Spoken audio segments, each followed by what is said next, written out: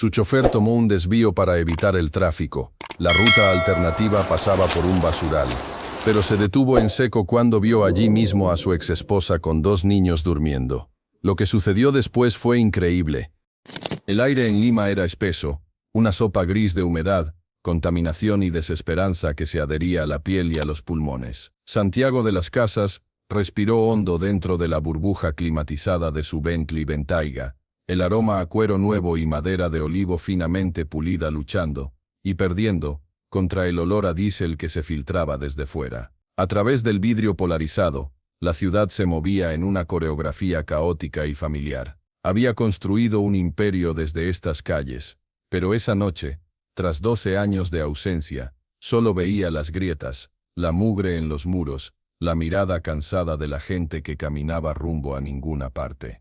Iba de camino a una cena de gala, otra más, en el Country Club de San Isidro. Su smoking de Brioni impecable era una armadura contra el mundo que creía haber dejado atrás. Revisó el reflejo de su nudo de corbata en el espejo retrovisor. Cabello entrecano perfectamente dispuesto, mandíbula apretada, ojos que habían aprendido a no delatar nada. El hombre de éxito, el que lo había logrado, el que había enterrado a su antiguo yo bajo capas de cifras, adquisiciones y desapego. Su conductor Manuel, un hombre serio y eficiente, frenó suavemente. Un semáforo en rojo los detuvo en el cruce de la avenida Javier Prado, con una vía secundaria que se adentraba en barrios altos. Santiago suspiró, impaciente. Detestaba los retrasos. «Tome otra ruta, Manuel. Esto parece que no se va a mover», ordenó. Su voz un eco frío dentro del lujoso habitáculo. «Sí, señor. Hay un desvío por la zona de el basural de las quemas. No es un camino muy adecuado para el auto, pero es rápido», advirtió Manuel, con un deje de incomodidad. «No importa. Adelante». El Bentley giró con un ronroneo suave y se sumergió en una arteria cada vez más estrecha y oscura. El asfalto dio paso al tierra y piedra, y el paisaje urbano comenzó a desmoronarse como un azucarillo bajo la lluvia. Las casas de cemento se transformaron en chozas de madera y esteras, y luego, en una visión dantesca que Santiago solo había visto en documentales, apareció el mar de basura. Era el basural de las quemas, una extensión surrealista de desechos que se perdía en la penumbra. Montañas de plástico, restos de comida, esqueletos de electrodomésticos, y un olor que incluso a través de los filtros del auto, se imaginaba nauseabundo, una mezcla agria de podredumbre, químico y humo. Fogatas improvisadas iluminaban siluetas de personas, los segregadores, fantasmas que se movían entre los residuos, hurgando con ganchos, buscando algo de valor en lo que el resto de la ciudad había desechado.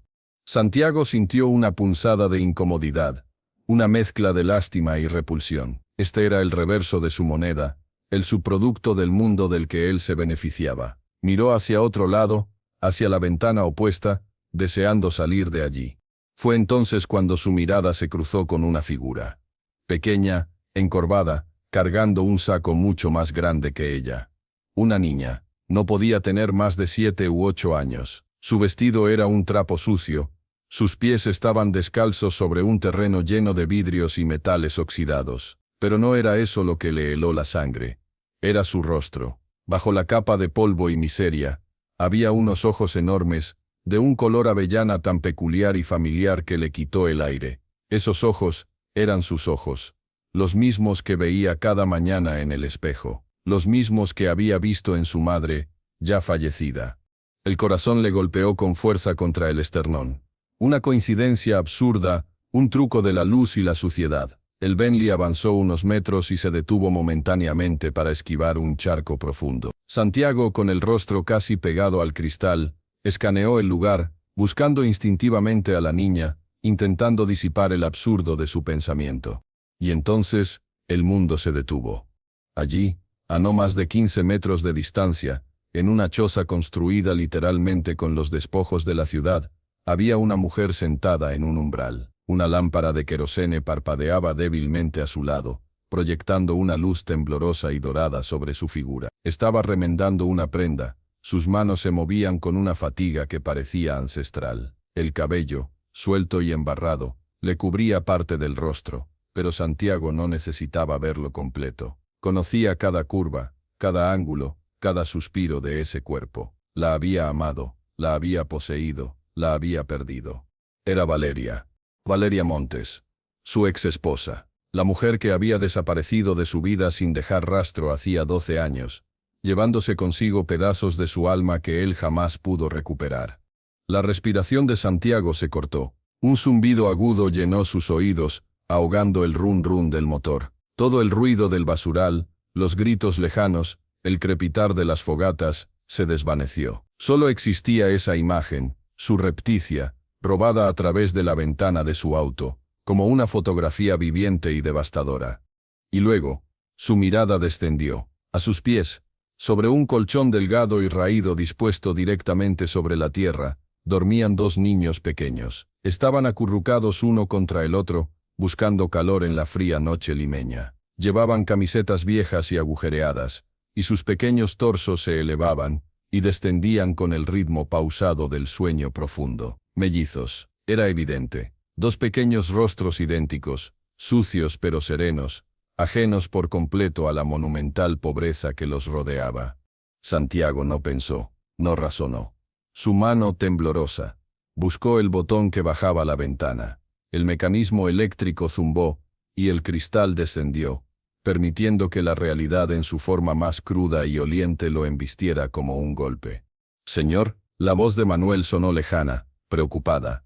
Santiago no respondió. Abrió la puerta y sus zapatos de cuero italiano, costosos e impecables, se hundieron en el fango negro y blando del basural. El contraste fue tan violento, tan obsceno, que por un segundo solo pudo mirar sus pies, incapaz de procesar la escena. Levantó la vista.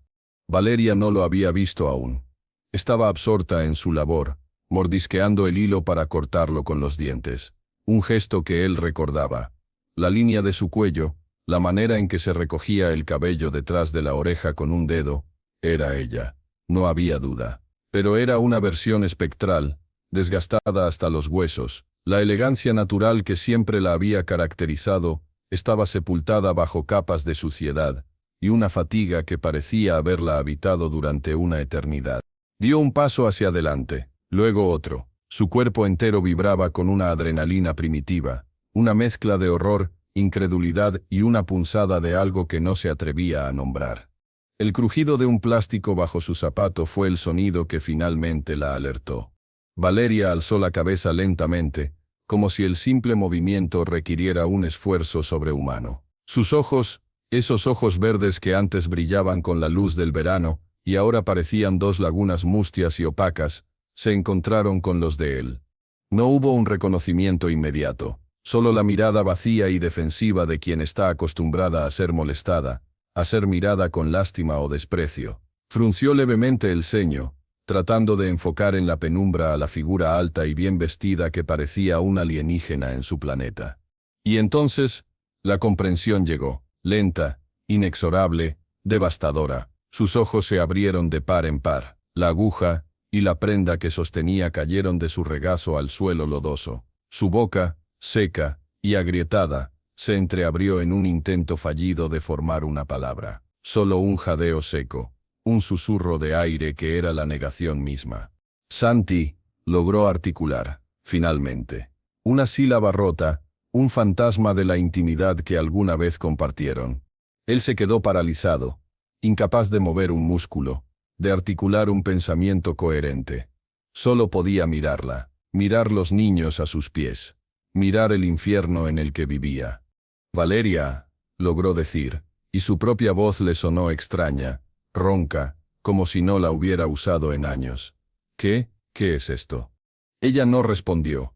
Su rostro se descompuso en una mueca de puro terror. Un terror visceral, animal. Rápidamente, casi con un movimiento reflejo, se interpuso entre Santiago y los niños dormidos, extendiendo los brazos como si fuera un escudo humano, una gata protegiendo a sus crías de un depredador.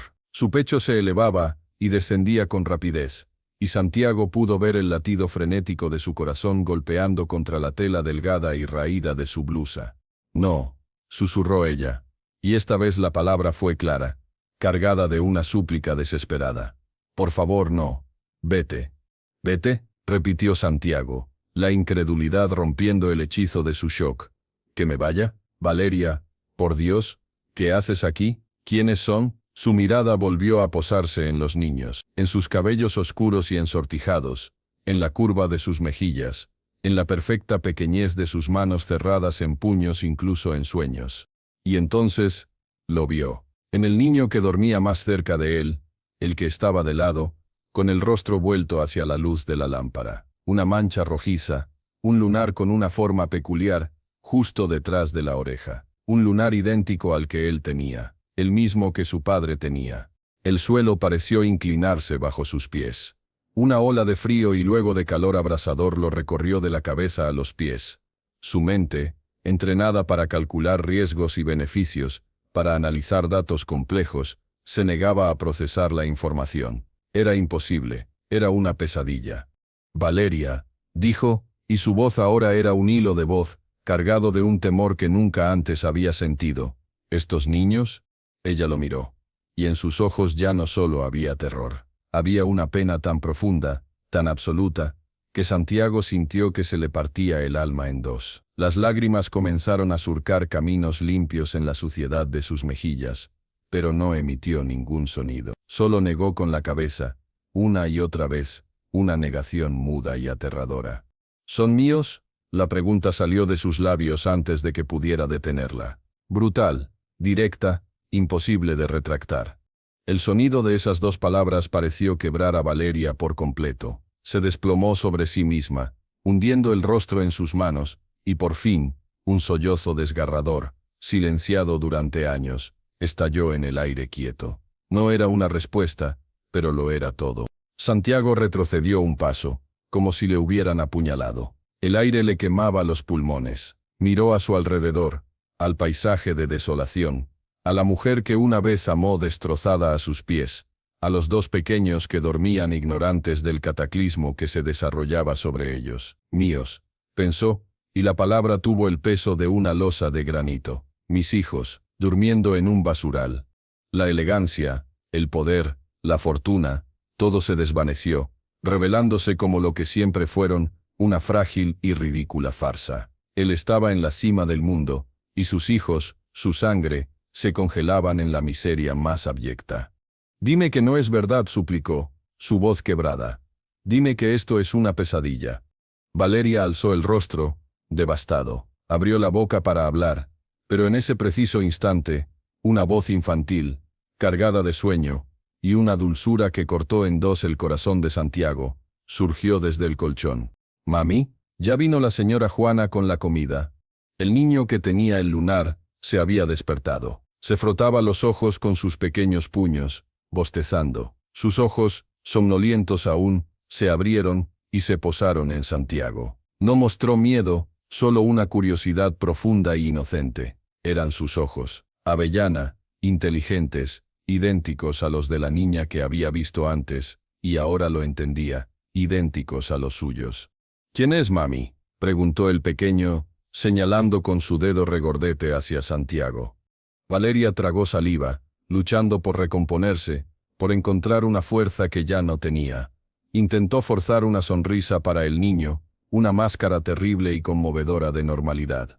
«No es nada, mi amor. Duérmete», murmuró, su voz temblorosa. Pero el otro mellizo se despertó también, alarmado por la tensión que podía sentirse en el aire. Al ver a su madre llorando y a un extraño gigante y bien vestido de pie sobre ellos, su carita se contrajo y comenzó a llorar. Un llanto suave y asustado. «Mami». Valeria se arrodilló de inmediato, recogiéndolos a ambos en sus brazos, meciéndolos, susurrando palabras de consuelo que no lograban calmar su propio temblor. Los tres formaban una figura de dolor y protección que le resultó a Santiago más desgarradora que cualquier otra cosa que hubiera visto en su vida. Él se sintió un intruso, un monstruo, el causante de este dolor, aunque no entendiera cómo ni por qué. Quiso acercarse. Quería tocarlos. Quería arrancarlos de ese lugar, pero sus pies parecían clavados en el fango. «Valeria, por favor», imploró, extendiendo una mano. «No», gritó ella, abrazando a los niños con más fuerza, protegiéndolos de él. «Tienes que irte, Santiago. Por favor, no sabes, no puedes estar aquí. Es peligroso. ¿Peligroso? ¿Qué es más peligroso que esto?, exclamó él, el horror dando paso a una ira fría y repentina. Mis hijos viviendo en Dios mío, Valeria, ¿por qué no me buscaste? ¿Por qué me lo prohibiste?, gritó ella, y el grito surgió de un lugar profundo y lleno de rabia contenida. Me dijiste que desapareciera de tu vida, y lo hice, cumplí con tu maldita orden. Santiago palideció. Las palabras le resonaron como un latigazo. Era cierto. La última vez que la vio en el despacho de su abogado, cegado por la ira y la traición que él creía haber sufrido, le escupió esas palabras: quiero que desaparezcas, que no existas, no quiero saber nada más de ti, jamás. Y ella, con una dignidad quebrada, había asentido y se había ido. Él nunca imaginó, nunca pensó, pero el dinero, balbuceó, sintiendo cómo el piso de su moral se desmoronaba. La pensión era más que generosa. ¿Podría saber el dinero? Ella soltó una risa amarga, un sonido horrible que terminó en otro sollozo. ¿Crees que eso importa? ¿Crees que el dinero lo soluciona todo? Mira a tu alrededor, Santiago. Mira dónde estoy. ¿De verdad crees que esto fue una elección?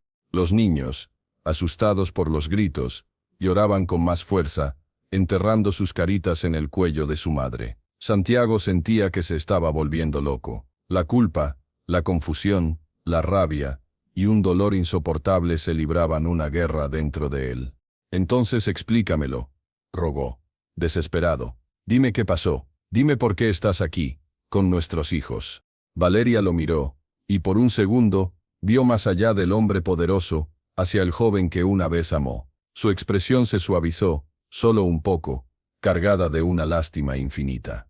Porque tu mundo, Santiago, susurró, con una voz cargada de un agotamiento final, el mundo que construiste, es mucho más peligroso que este basural.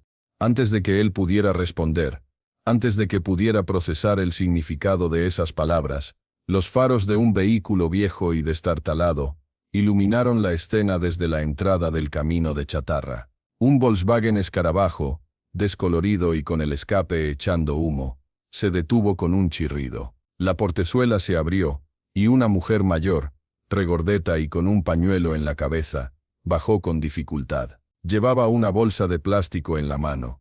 Valeria, mira lo que traje, un poco de pan del día, y la señora Rosa me dio unas manzanas que ya no quería. La mujer alzó la mirada, y se detuvo en seco al ver la escena, a Valeria arrodillada y llorando, a los niños sollozando, y a un hombre alto y elegantísimo, de smoking, de pie en el lodo como un espectro de otro planeta. Su sonrisa se desvaneció. ¿Qué? ¿Qué pasa aquí? ¿Quién es este hombre, Valeria? Era la señora Juana, la esperada. Valeria miró a la recién llegada con pánico, luego a Santiago, y finalmente a los niños. Era el final de algo, el final de su frágil y miserable anonimato. La señora Juana se acercó, suspicaz, sus ojitos entrecerrados examinando a Santiago de arriba a abajo. De repente, su expresión cambió. La desconfianza se transformó en una lenta y terrible comprensión. Se llevó una mano a la boca, sus ojos se abrieron de par en par, no con miedo, sino con una especie de horror lúgubre. «Santo Dios», murmuró, su voz un hilito tembloroso. «No puede ser. Valeria, dime que no es él». Santiago miró a la mujer, luego a Valeria, que había bajado la cabeza, derrotada. La señora Juana lo escrutó de nuevo, y esta vez, su mirada se posó en su rostro con una intensidad aterradora. Recorrió sus facciones, sus ojos, la línea de su mandíbula. Y entonces, algo pareció encajar en su mente. Su rostro se descompuso en una mueca de piedad y de ira. «Es él, ¿verdad?», le dijo a Valeria, pero sin apartar los ojos de Santiago. «Es el padre». La palabra padre resonó en el aire como un campanazo. La señora Juana dio un paso hacia Santiago. Ya no parecía una simple anciana. Había una furia antigua y justiciera en sus ojos. «Así que usted es el famoso Santiago de las Casas», escupió el nombre como si fuera un veneno. «El gran empresario. El hombre que lo tiene todo». Santiago, aturdido, asintió lentamente, incapaz de articular palabra ante la furia de aquella mujer. La señora Juana soltó una risa corta y amarga. Pues felicidades, señor, dijo, y su voz goteaba sarcasmo y desprecio. Debe sentirse muy orgulloso, muy poderoso. Hizo una pausa dramática, y señaló con un dedo tembloroso, primero hacia los niños que lloraban, y luego, con un movimiento lento e inexorable, hacia la pequeña que Santiago había visto antes, la que ahora se acercaba curiosamente a la choza, llevando a cuestas su pesado saco de plásticos. «Le presento a su familia», anunció, con una solemnidad devastadora, «sus hijos, todos sus hijos». El mundo de Santiago se fracturó en 1000 pedazos. Siguió el dedo de la mujer, vio a la niña de los ojos avellana, que se había detenido a unos metros, observando la escena con una mezcla de curiosidad y miedo. Su rostro estaba sucio, su vestido era un harapo, pero era un retrato vivo, una copia exacta de su abuela, de su propia sangre, todos sus hijos. La revelación fue tan brutal, tan monumental, que le arrancó el aire de los pulmones. No solo 2, no solo los mellizos, 3. Tenía 3 hijos viviendo en este infierno. La mayor, continuó la señora Juana, con una crueldad necesaria, la que Valeria llevaba en su vientre cuando usted, en su infinita generosidad, la echó a la calle como a una criada que hubiera robado la plata. La que nació aquí, entre esta podredumbre, porque su madre no tenía ni para pagar una clínica. La que ha crecido creyendo que su papá era un pescador que se murió en el mar. Santiago miró a la niña, su hija, ella lo miró a él, y en sus ojos no había reconocimiento, solo el vacío resignado de quien ha aprendido, desde la cuna, que el mundo es un lugar hostil.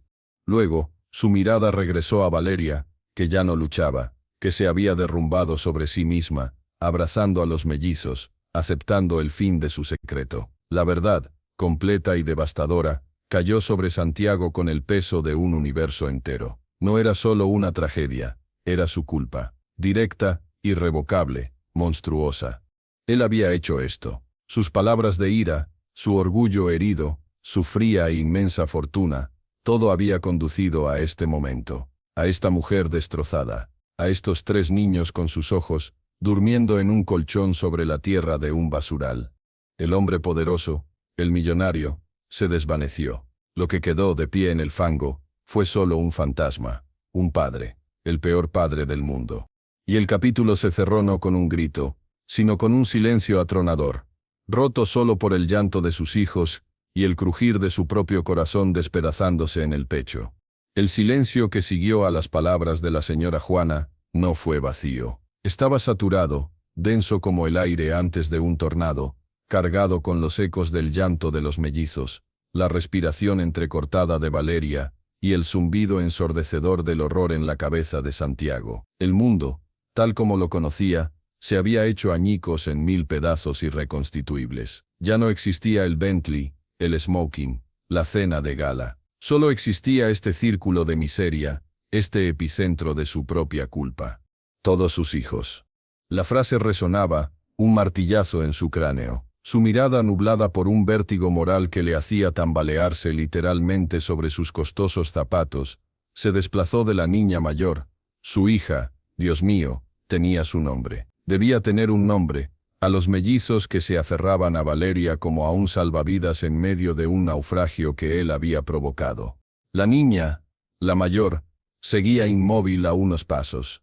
Sus enormes ojos avellana, idénticos a los que él veía cada mañana, no expresaban miedo ahora, sino una curiosidad profunda y desgarradora. Analizaba su smoking, sus zapatos limpios, su reloj que brillaba débilmente a la luz de la lámpara de querosene. Era la mirada de quien estudia una especie exótica y peligrosa. No veía a un padre, ve a un extraño, un visitante de un planeta obscenamente opulento. «Mami». La voz de la niña era un hilo de voz, áspera, pero sorprendentemente serena. «¿Quién es el señor?»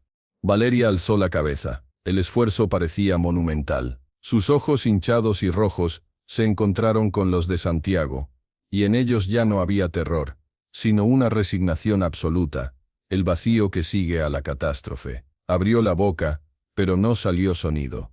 Fue la señora Juana, quien con una ferocidad protectora que parecía ser la única fuerza que mantenía en pie aquel lugar intervino. Se acercó a la niña y le puso una mano en el hombro, un gesto a la vez tierno y posesivo. «Es nadie, Lucía», dijo, mintiendo con una convicción que partía el alma. «Un señor que se perdió, ya se va. Lucía». El nombre le golpeó a Santiago en el centro del pecho. Lucía. Su madre se había llamado Lucía. Un dolor agudo y nostálgico se mezcló con la culpa, creando un cóctel tan venenoso que le hizo llevar una mano al estómago. «No soy nadie», repitió Santiago, y su voz sonó irreconocible, ronca, cargada de una emoción tan brutal que asustó incluso a los mellizos, que se apretaron más contra Valeria. Lucía lo miró, espética. A sus 7 u 8 años, la vida ya le había enseñado a desconfiar de las apariencias y de las palabras fáciles. «Tiene un auto muy bonito», observó, con la pragmática simpleza de un niño. «¿Es rico?». La pregunta, inocente y directa, fue más demoledora que cualquier acusación. Santiago sintió que se desgarraba por dentro. «¿Es rico?». Sí, era inmensamente rico. Podría comprar todo este basural, toda la ciudad, y aún le sobraría. Y sin embargo, en ese momento, era el hombre más pobre de la tierra. «Lucía, cállate», murmuró Valeria, encontrando por fin su voz, un susurro áspero por el llanto y el desuso. «Entra a la casa». La palabra casa, al referirse a esa choza de cartón y plástico, fue el detonante final. Santiago rompió. Una lágrima, caliente e imparable, se escapó de su ojo y surcó su mejilla, limpiando un camino en el polvo que se había adherido a su piel. No lloraba desde hacía más de una década, ni siquiera en el funeral de su madre, pero ahora, las lágrimas caían con una fuerza incontenible, silenciosas, vergonzosas. «Dios mío», Valeria logró articular entre dientes, apretando los puños hasta que los nudillos palidecieron. «Lo siento, no sabía, jamás imaginé». «¿Qué no sabía?». La voz de la señora Juana cortó el aire como un cuchillo. «¿Que una mujer embarazada, sola y sin un peso, no podría sobrevivir en esta ciudad sin caer en las garras de alguien, o que su generosa pensión nunca llegó a sus manos?» Santiago parpadeó, desconcertado. Las lágrimas se detuvieron de golpe. «¿Qué?». La palabra fue un disparo seco. «¿Qué estás diciendo?». El abogado, Martínez, me mostró los comprobantes. Los traslados mensuales. Durante un año, hasta que asumí que ella había seguido con su vida. Una risa amarga, cargada de hiel, brotó de los labios de Valeria. Era un sonido horrible, vacío de toda alegría. «Martínez», murmuró, como si escupiera un veneno. «Tu leal perro guardián. ¿Nunca te preguntaste por qué fue tan insistente en que firmara esos papeles de renuncia a todo derecho futuro? ¿Tan ciego estabas, Santiago, o tan deseoso de deshacerte de mí?».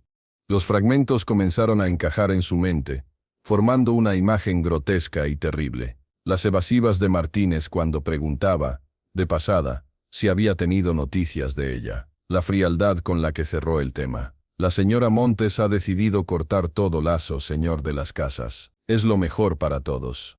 Él se quedó con el dinero», concluyó Santiago.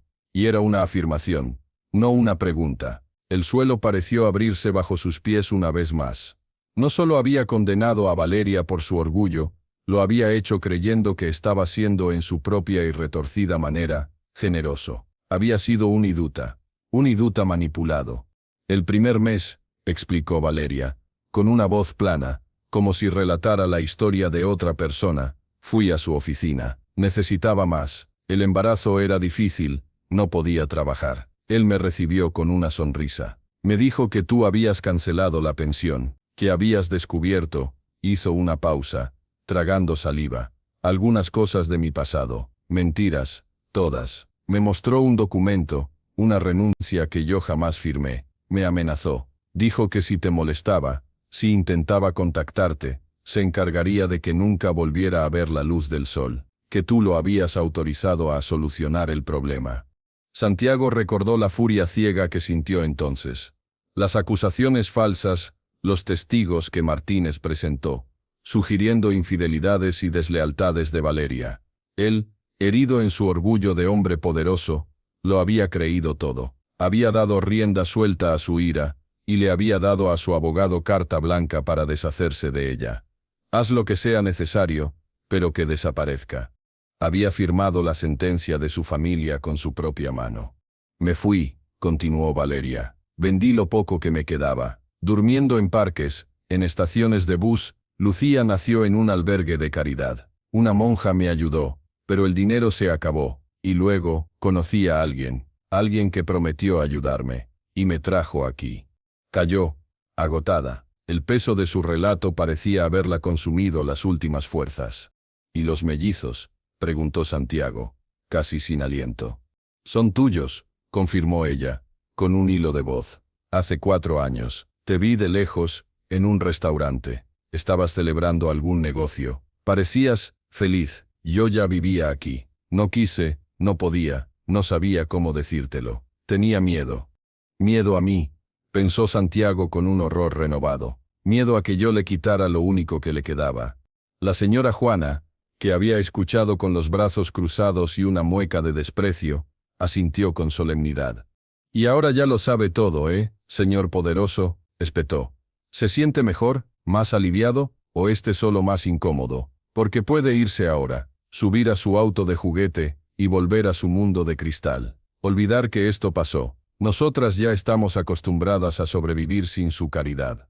Sus palabras eran dardos envenenados, cada uno encontrando su blanco. Pero en lugar de enfurecerlo, lo galvanizaron. La parálisis inicial, el shock, comenzó a ceder, reemplazada por una determinación férrea primaria. Algo se había quebrado dentro de él, pero no era su voluntad. Era la capa de hielo que había cubierto su corazón durante 12 años.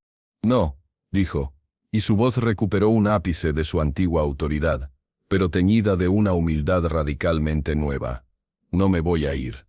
Se acercó. Sus zapatos se hundieron más en el fango, pero esta vez no le importó. Se arrodilló, frente a Valeria, frente a sus hijos.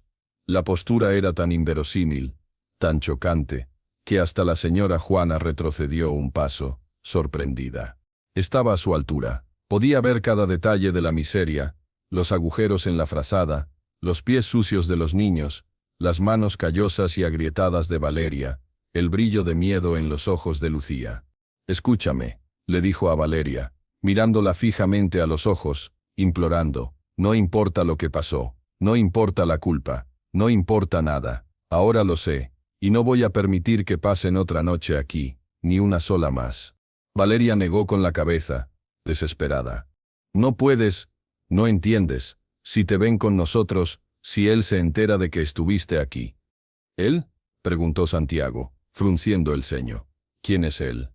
Un nuevo terror apareció en los ojos de Valeria. Miró hacia la darkness más allá del círculo de luz de la lámpara, como si esperara que alguien emergiera de las sombras. El que cuida este lugar, susurró la señora Juana con desprecio, el dueño de nada y de todo, el que nos deja hurgar en su basura a cambio de la mitad de lo que encontramos y de otras cosas. Santiago siguió su mirada. Entre las sombras distinguió a un par de hombres mal encarados, observando la escena desde la distancia, apoyados contra una pila de neumáticos. No se acercaban, pero su presencia era palpable, una amenaza sorda y constante. Comprendió entonces el miedo de Valeria. No solo era la pobreza, era el peligro real, físico. Pero esa comprensión, en lugar de disuadirlo, avivó su determinación. Un fuego frío se encendió en sus ojos. Era un fuego que sus rivales empresariales conocían bien, y temían.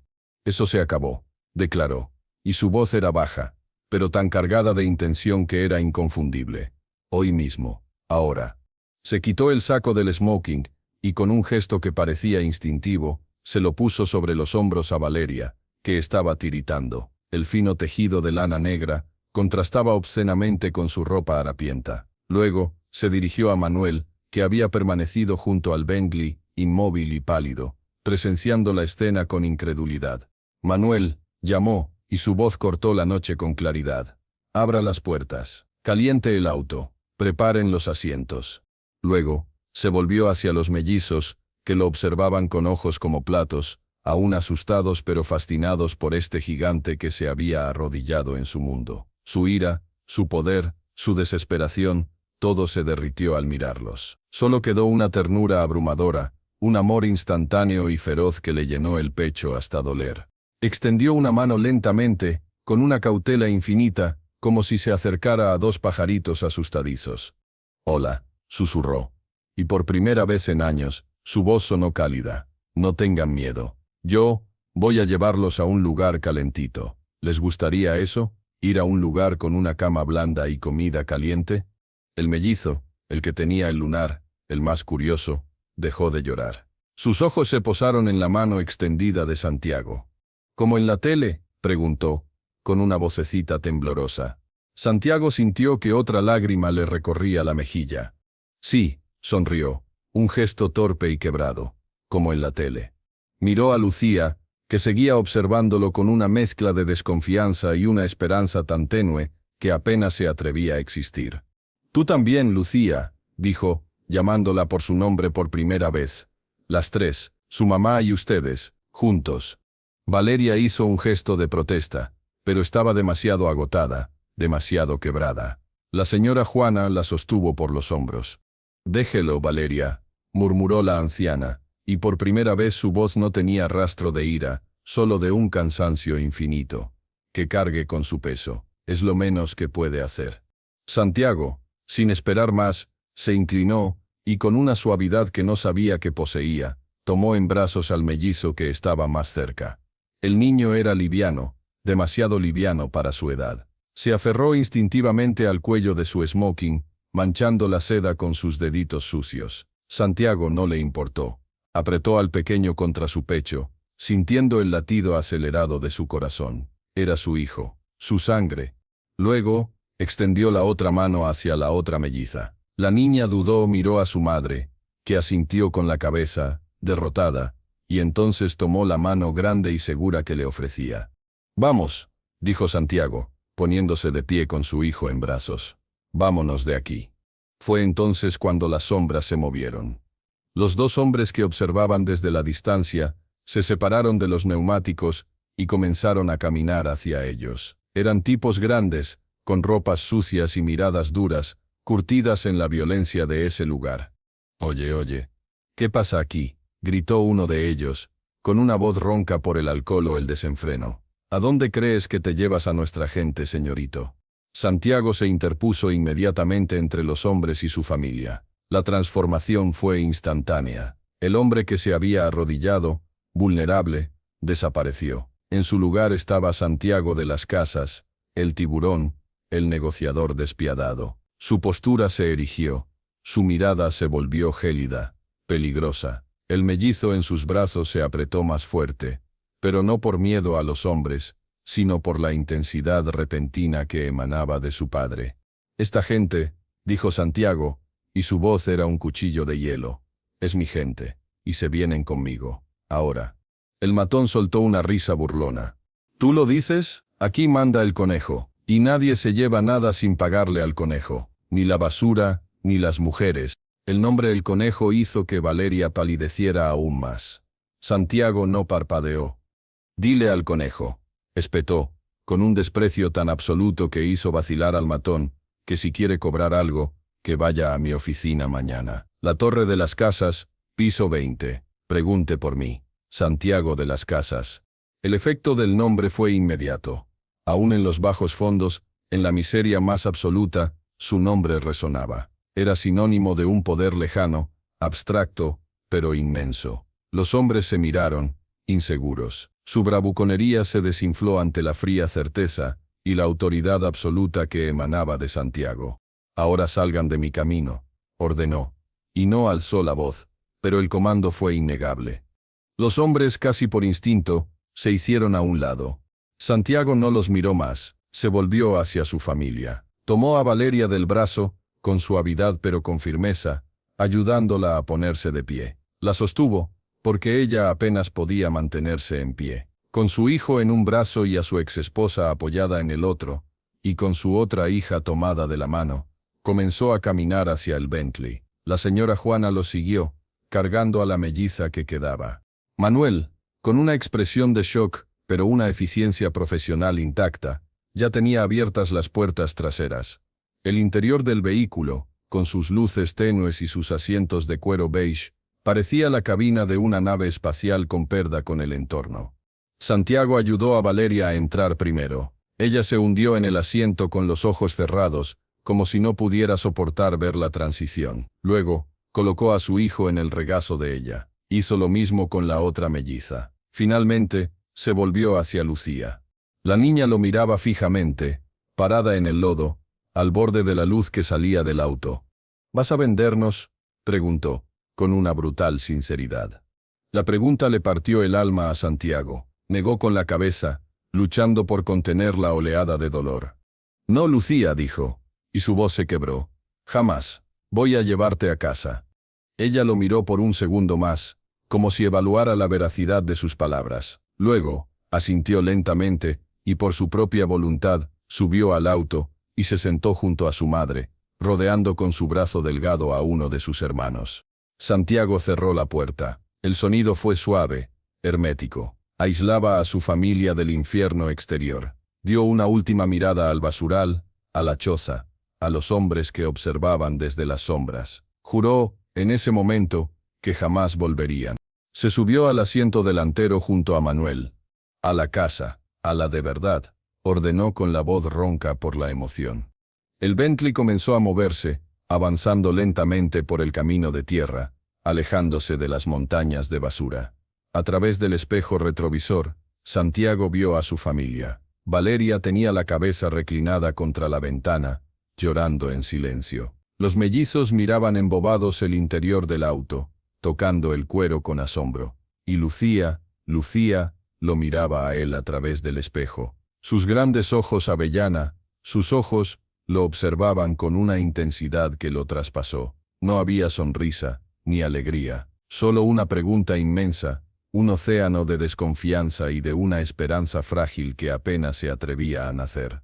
Santiago sostuvo su mirada en el reflejo. El camino por delante sería largo, doloroso, casi imposible. Había heridas que tal vez nunca sanarían, puentes quebrados que quizás no se pudieran reconstruir. Pero por primera vez en 12 años, estaba exactly donde debía estar. El auto salió del basural y se incorporó a la avenida iluminada, dejando atrás la ciudad de cartón y llevándose consigo el peso de un mundo recién encontrado.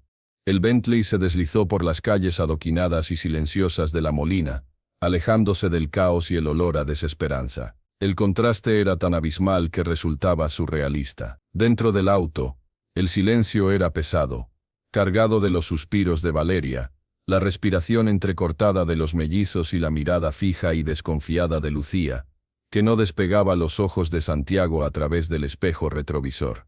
Maniel conducía con una precisión sobrenatural, como si transportara cristalería fina. Cada bache en el camino hacía que Valeria se estremeciera, y que los mellizos, Mateo y Sofía, se aferraran más a su regazo. Sus pequeños ojos no paraban de moverse, absorbiendo el interior del auto, las luces tenues, el olor a cuero, la suavidad del asiento, la pantalla táctil del entretenimiento. Era un universo paralelo, uno que solo habían vislumbrado a través de los escaparates de televisores en tiendas de electrodomésticos. Santiago no se atrevía a hablar. Cada palabra que se le ocurría sonaba hueca, insuficiente. ¿Cómo pedir perdón por 12 años de abandono? ¿Cómo explicar que no supo, que fue un idiota, un orgulloso? Las disculpas eran monedas de juguete en un naufragio de esta magnitud, así que se limitó a dar instrucciones suaves a Manuel. Para en el primer sitio abierto que veas. Una farmacia, un minimarket. Necesitamos cosas. Encontraron un pequeño supermercado 24 horas aún abierto. Santiago bajó, sintiendo de nuevo el absurdo contraste de su smoking en el pasillo iluminado por fluorescentes. Compró con una urgencia febril, leche tibia, pan fresco, jamón, queso, pañales de la talla que adivinó, toallitas húmedas, mantas suaves, chocolate. También compró ropa pijamas de algodón para los niños, un vestido sencillo y zapatillas para Lucía, y un conjunto de jogger y una sudadera para Valeria. Pagó con una tarjeta Black que hizo palidecer a la cajera, y cargó las bolsas como si fueran un tesoro.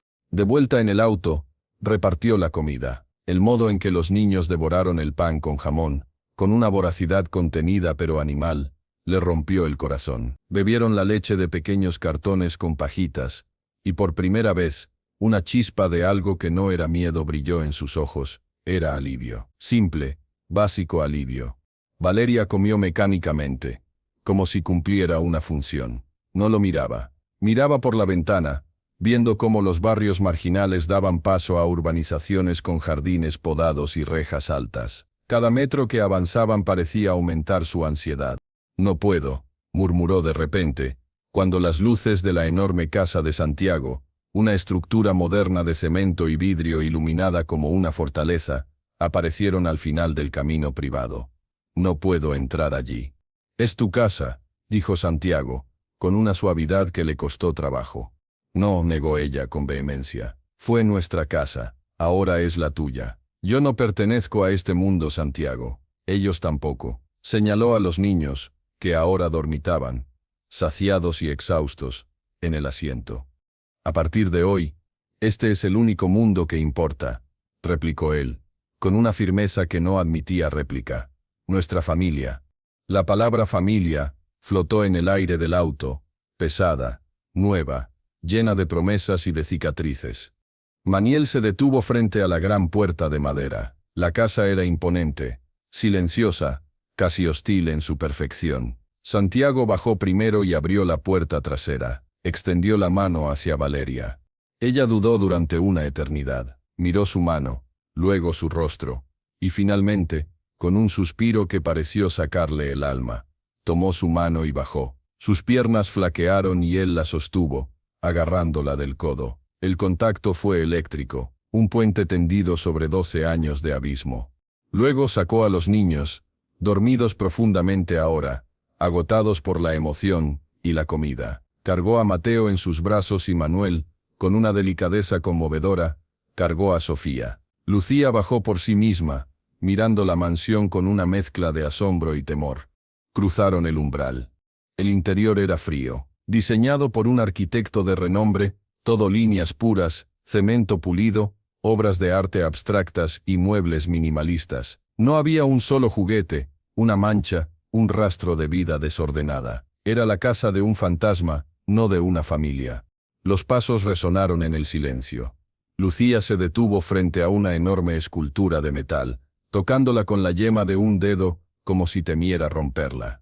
«Pueden tocarlo todo», dijo Santiago, y su voz sonó extrañamente alta en el vacío. «Esta es su casa, rompan lo que quieran». Una empleada doméstica, una mujer mayor llamada Carmen que llevaba con Santiago desde siempre, apareció en la entrada de la sala. Su rostro, usualmente impasible, mostró una conmoción absoluta al ver al patrón con el smoking manchado de lodo, cargando a un niño sucio y dormido, y a una mujer demacrada y otros 2 niños detrás. «Señor». «¿Qué?» «Carmen», la interrumpió Santiago, con un tono que no usaba con ella desde hacía años. «Prepara las habitaciones de invitados, las del ala este, las que dan al jardín. Trae mantas limpias, toallas, y», dudó buscando las palabras, «prepara algo de comida caliente, una sopa». Carmen asintió, recuperando parte de su profesionalismo, y se apresuró a desaparecer, lanzando miradas furtivas y llenas de curiosidad hacia Valeria. La primera noche fue un torbellino de baños calientes, pijamas nuevos que olían a limpio, y el descubrimiento de las camas. Ver a Mateo y Sofía hundirse en la blancura inmaculada de un colchón king size, arropados hasta la barbilla, sus rostros limpios y serenos por primera vez, fue un espectáculo que le llenó los ojos de lágrimas a Santiago. Se sentó en una butaca en su habitación, negándose a irse, vigilando su sueño como un dragón protegiendo su tesoro recién encontrado. Valeria se duchó durante casi 1 hora. Cuando salió, enfundada en la sudadera que le quedaba grande, parecía aún más pequeña, más vulnerable. Encontró a Santiago en la habitación de los mellizos. «Duerme», le dijo él, suavemente. «Estás exhausta». «Tengo miedo de despertar», confesó ella, con una voz ronca por el vapor y el cansancio, «y darme cuenta de que esto fue un sueño». «No es un sueño», aseguró él, acercándose. «Es un nuevo comienzo. Un comienzo terrible, lleno de culpa y dolor, pero un comienzo al fin, te lo juro, Valeria». Ella lo miró, y por primera vez, no vio al magnate frío y distante. Vio al hombre que una vez amó asustado, arrepentido y determinado. Asintió lentamente. «Lucía», dijo. «¿Dónde está?» La encontraron en la cocina, sentada a la isla central de mármol, bajo la luz de una lámpara pendan. Carmen le había dado un plato de galletas y un vaso de leche. La niña las comía con solemnidad, examinando cada centímetro de la cocina de acero inoxidable. ¿Te gustan las galletas?, preguntó Santiago, acercándose con cautela. Lucía asintió. Son muy dulces. Hizo una pausa. Toda esta casa es tuya. Sí. ¿Eres el hombre más rico del mundo? No, pero tengo bastante. Ella lo consideró. Podrías comprar todo el basural, afirmó, no como una pregunta, sino como una conclusión lógica. Podría, admitió él. Pero no lo haré. En lugar de eso, voy a asegurarme de que nadie tenga que vivir nunca más en un lugar así. Lucía lo miró. Espéctica. Dio un mordisco final a su galleta. Mi mamá dice que las promesas se las lleva el viento. Esta no, juró Santiago, arrodillándose frente a ella para estar a su altura. Esta la voy a cumplir aunque sea lo último que haga. Lucía sostuvo su mirada. El escepticismo en sus ojos comenzó a ceder, minado por una curiosidad titubeante. ¿De verdad eres mi papá?, preguntó. Por fin, la pregunta que había estado flotando en el aire desde el basural. Santiago sintió que el corazón se le encogía. Sí, Lucía, lo soy. Y lamento con toda mi alma no haber estado allí todos estos años. La niña bajó la mirada hacia su vaso de leche. Su pequeño dedo trazó un círculo en la condensación del vidrio.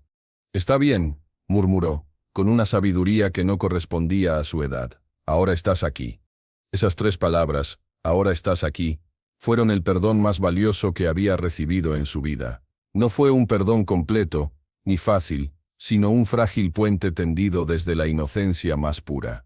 Las semanas siguientes fueron un lento y doloroso proceso de reconstrucción. La casa de cemento frío se transformó. Aparecieron juguetes en la sala, manchas de crayón en el papel de pared. Santiago prohibió limpiarlas, y el sonido de risas infantiles llenó los pasillos silenciosos. Contrató a una pediatra y a un psicólogo infantil para los niños, y a un médico de confianza para que examinara a Valeria. La desnutrición, el agotamiento extremo y los traumas profundos eran evidentes. Santiago despidió a su abogado, Martínez, no solo despidiéndolo, sino iniciando acciones legales por malversación y coerción que prometían arruinarle la vida. Se convirtió en un hombre diferente. Dejó de lado juntas directivas y viajes de negocios. Su oficina fue la mesa del comedor, desde donde dirigía su imperio mientras ayudaba a Mateo a construir torres de bloques. La relación con Valeria era un campo minado. El amor que una vez existió estaba enterrado bajo capas de resentimiento, dolor y traición. Pero había un respeto nuevo, una alianza forjada en el fuego de la responsabilidad compartida hacia sus hijos. Aprendieron a coexistir, a ser padres juntos, incluso si el camino hacia algo más parecía imposiblemente lejano. Una tarde sentados en el jardín mientras los niños jugaban en la grama impecable, ahora llena de pelotas y un columpio nuevo, Valeria rompió el silencio. «Nunca te dejé de querer, Santiago», dijo, mirando a Mateo perseguir una mariposa. «Te odié con toda mi alma. Pero el amor, ese nunca se fue del todo. Es lo más triste de todo». Él no supo qué responder. Tomó su mano, la que no tenía anillo de boda desde hacía tanto tiempo, y la apretó. No fue un gesto de reconciliación romántica, sino de reconocimiento, de una pena compartida. El verdadero clímax llegó un mes después. Santiago había localizado a la señora Juana, y tras una negociación tensa, la convenció de mudarse a una pequeña casa que le compró cerca, para que estuviera cerca de la familia. Ella era el único lazo de los niños con su vida pasada, una figura de estabilidad en el caos. Una noche, durante la cena, Lucía, que había florecido con la comida regular y la seguridad, miró a Santiago directamente. «Papá», dijo. Era la primera vez que lo llamaba así sin titubear. Toda la mesa se quedó en silencio. Valeria contuvo el aliento. Mateo y Sofía dejaron de jugar con su comida. «Sí, cariño», respondió Santiago, con la voz un poco quebrada. «En el basural», continuó Lucía, con su franqueza característica. «Yo te vi una vez antes». Santiago frunció el ceño. «¿Qué? ¿Cuándo?» «Hace como 1 año. Pasaste en un auto negro, grande como este. Ibas con una señora del pelo rubio. Yo estaba buscando plásticos, me miraste, y yo te miré a ti, y luego te fuiste.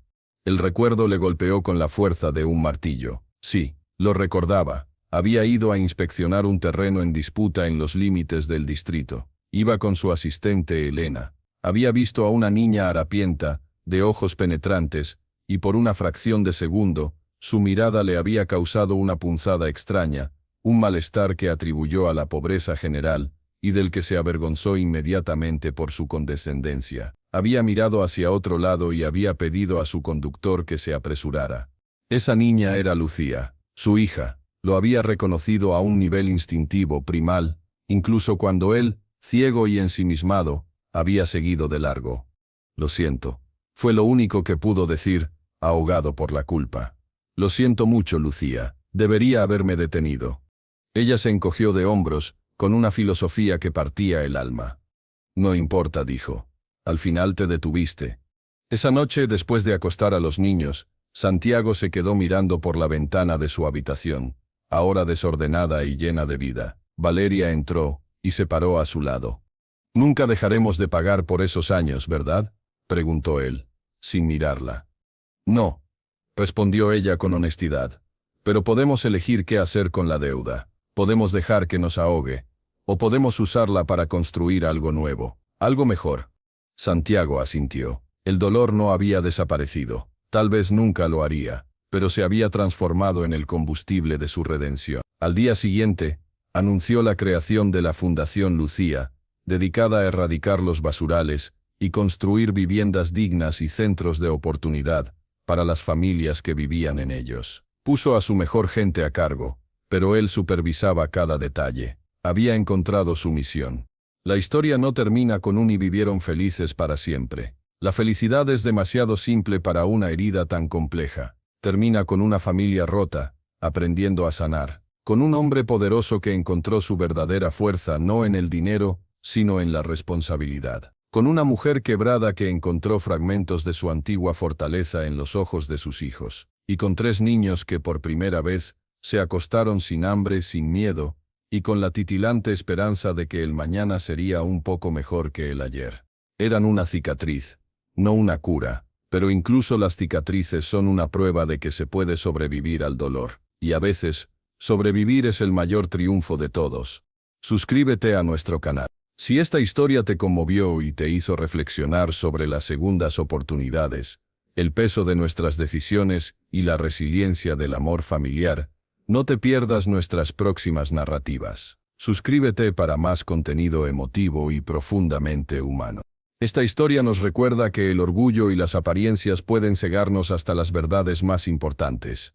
Que nunca es tarde para asumir nuestros errores y enmendar el daño causado. La verdadera riqueza no está en lo material, sino en los lazos que construimos y en el coraje para proteger a quienes amamos, incluso cuando hemos fallado. La redención es posible, pero requiere humildad, valor y la disposición a cargar con el peso de nuestro pasado para construir un futuro mejor. Un abrazo fuerte a todos nuestros lectores.